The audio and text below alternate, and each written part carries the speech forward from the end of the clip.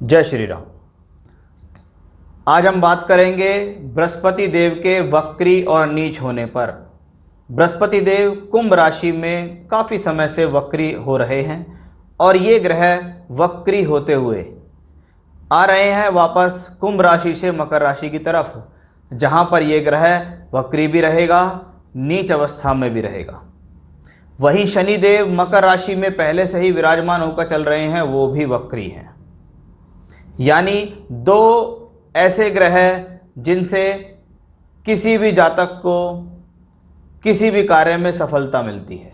शनि कर्म कारक हैं तो बृहस्पति फलदायक हैं। इन दोनों के आशीर्वाद से कोई भी कार्य संपन्न होता है। जब ये दोनों ग्रह किसी भाव पर इकट्ठे होकर बैठें तो इकट्ठे होकर दृष्टि भी उससे सप्तम में अवश्य देते हैं।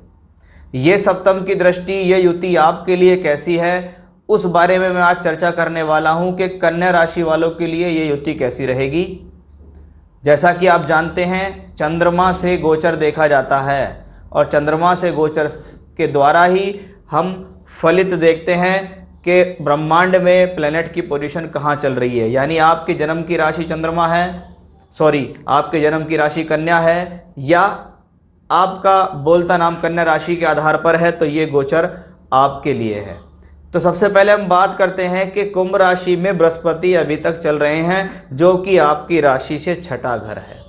राशि से छठे घर में अगर कोई वक्री ग्रह का ट्रांजिट चल रहा होता है तो किसी ना किसी तरीके से आपको हेल्थ इश्यूज लगते हैं। मानसिक तनाव, मानसिक चिंताएं परेशान करती ही हैं।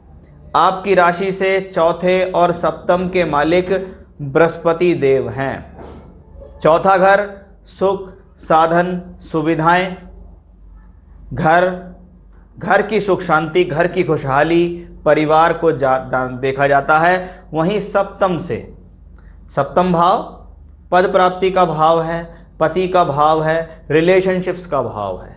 व्यवसाय के लिए भी सप्तम भाव को देखा जाता है। अकेले सप्तम भाव से अगर आप स्पाउस देखेंगे तो शायद ये सही नहीं होगा, उससे बहुत सारी चीज़ें देखी जाती हैं। अब इन दोनों भाव का जो मालिक है बृहस्पति, वो अब तक छठे से निकल के पंचम में पहुंचा। पंचम में गया हुआ कोई भी प्लेनेट पंचम भाव के जो कारक हैं उनको ग्रहण करने की कोशिश करता है और अपने कारकों को वहां देने की कोशिश करता है। इसको मोटे रूप से मानिए, एक व्यक्ति किसी घर के अंदर चला गया, घर का वातावरण एक अलग है और उस व्यक्ति का स्वभाव एक अलग चीज है। अब घर के वातावरण में कोई व्यक्ति पहुंचा, घर का माहौल अच्छा है, यानी पंचम भाव अच्छा है। मैं अच्छे घर की बात कर रहा हूं। पंचम भाव एक अच्छा भाव है जहां पे पंचमेश पहले से विराजमान है, यानी मकान भी ठीक है, मकान का मालिक भी मजबूत है।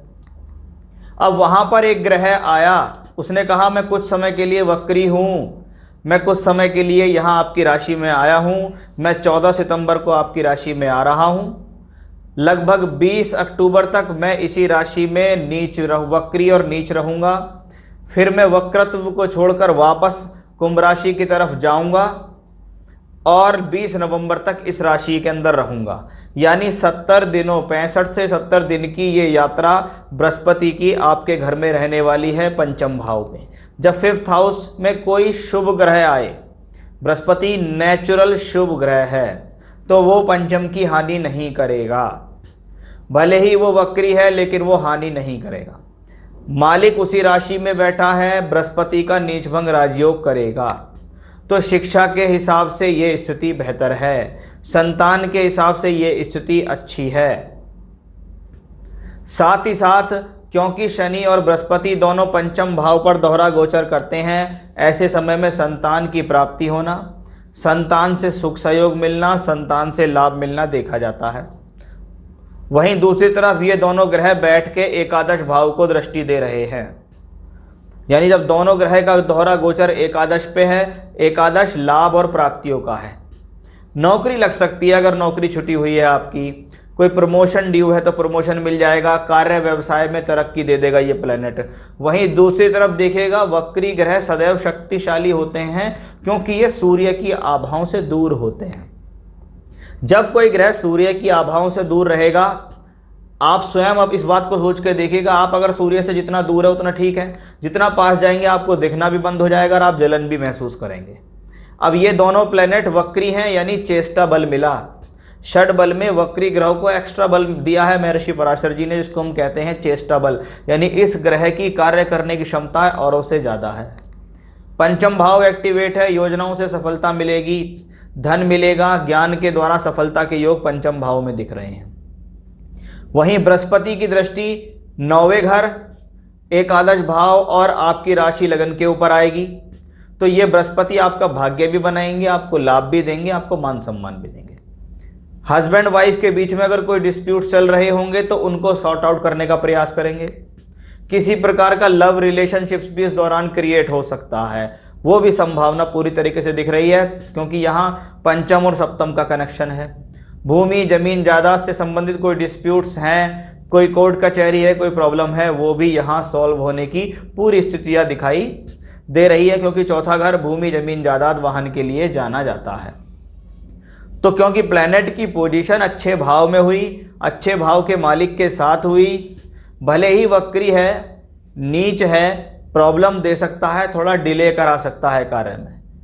आपको जिस उत्सुकता से उस चीज़ की इच्छा है कि मेरा ये काम जल्दी हो जाए, उसमें थोड़ी सी आपको ये देरी कर सकता है। अन्यथा ये कॉम्बिनेशन, क्योंकि एक खराब भाव से निकलकर बृहस्पति अच्छे भाव में पहुंच रहे हैं, छठे घर से वक्री ग्रह निकलता हुआ अच्छे घर की तरफ जा रहा है, और उस घर का मालिक ऑलरेडी शनि बहुत मजबूत है, जो कि आपकी राशि का परम मित्र भी है। इसलिए ये ट्रांजिट आपके लिए सुखमय है, इसमें परेशान होने की ज़रूरत नहीं है। अगर बृहस्पति की महादशा अंतर प्रत्यंतर आपको है और आपको प्रॉब्लम चल रही है, तो आपके लिए ये कॉम्बिनेशन सुधार वाला होगा, आपके लिए ये कॉम्बिनेशन आपकी प्रॉब्लम्स को सॉल्व करने वाला होगा।